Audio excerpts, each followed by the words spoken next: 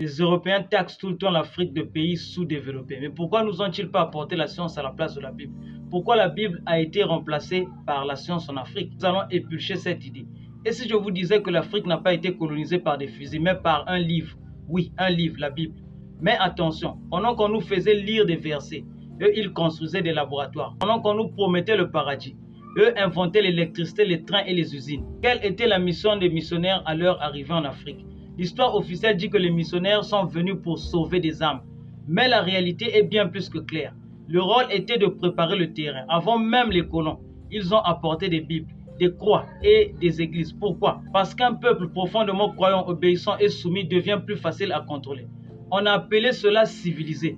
Mais en vérité, il s'agissait de neutraliser. Qu'était l'Europe à cette époque? Pendant ce temps en Europe, c'était l'âge d'or de la science et de la technologie. La révolution industrielle battait son plein. Machines à vapeur, locomotives, industrie textile, électricité, médecine moderne.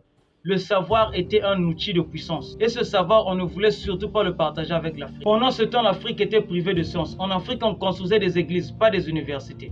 On ouvrait des écoles, mais pour apprendre à lire uniquement la Bible.